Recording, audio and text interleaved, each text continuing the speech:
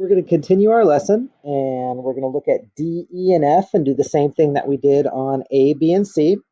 We're looking for a common denominator.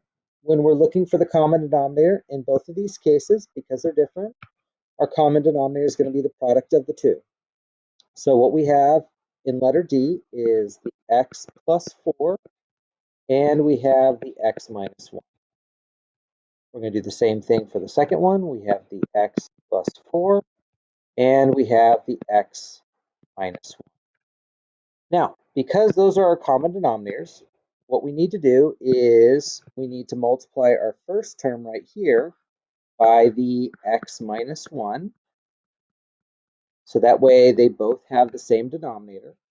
And for our second one, we're going to multiply it by the x plus 4. So once again, what they have is the common denominator. So we're going to distribute the 7 to each of the terms, and we get 7x minus 7. We're going to distribute the 2 to each of the terms, so we get 2x plus 8. Now this next part is a little tricky, not our common denominator, because that's obvious, x plus 4 and x minus 1.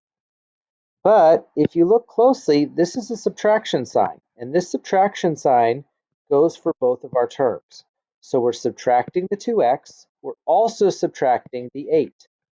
So we have 7x minus 2x, which is 5x. We have negative 7 minus 8, which is negative 15. Now, we could leave our answer like this, or sometimes what people like to do is they like to factor it out. So you could factor out a 5 if you want, and then what you have is x minus 3. Either answer is going to be correct, whichever one you prefer. And our excluded value, just like what we did before, it's what gives us 0 in the denominator. And if we look closely, what gives us 0 would be negative 4. For our first binomial, or second binomial, it would be 1.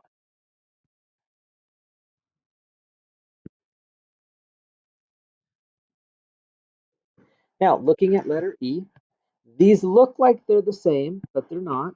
Here we have an x minus 3. Here we have an x plus 3. So our common denominator is going to be x minus 3 and x plus 3. I'm going to do something a little bit different. I'm just going to keep this as my common denominator, and I'm going to put both terms up here. You're welcome to do this or do it the other way. Either way, it's fine. So my common denominator, if we're looking at it, is x minus 3, x plus 3. So in this first case, I have to multiply it by x plus 3.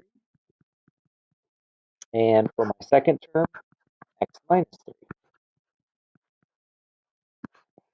So if I distribute the 4 to each of the terms, that gives me 4x plus 12. If I distribute the 8, that gives me 8x.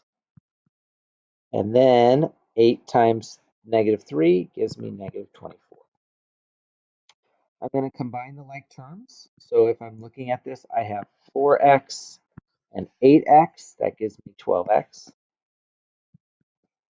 And what I have is a positive 12 and a negative 24. So that gives me negative 12.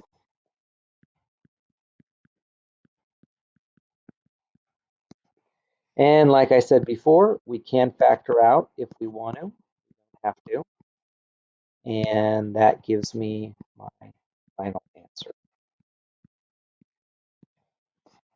But as I said before, we still have our second answer, which is our excluded value. And we're trying to figure out what x can't equal. We're only looking at the denominator, and it's whatever gives us 0 in the denominator. 3, negative 3.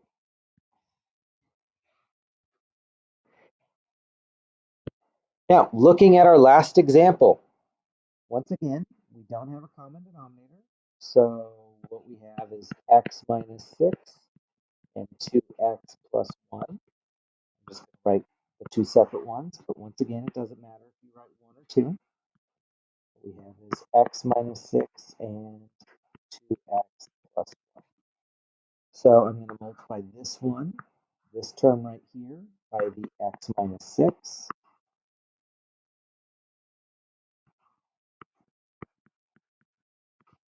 And the first one, 2x plus 1.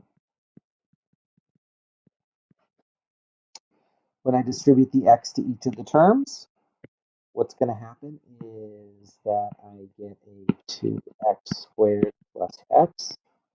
I distribute the 3 to each of the terms. What I get is 3x minus 18. I'm going to combine the like terms. This right here is my only x squared, so I bring down the 2x squared. Then I have x plus 3x, which is 4x. And then I have 18.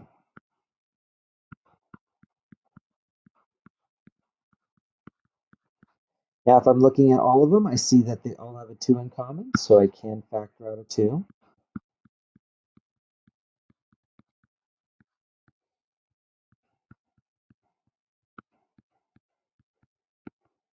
But once again, you don't have to. Now, excluded values. What makes the denominator 0? If we're looking closely, we see a 6. This next one's a little difficult. This right here is a negative 1/2. Now, if you're not sure how we got the negative 1/2, we're trying to figure out what would give us a 0. Subtract the 1, divide by 2, and that right there is how we get the negative 1.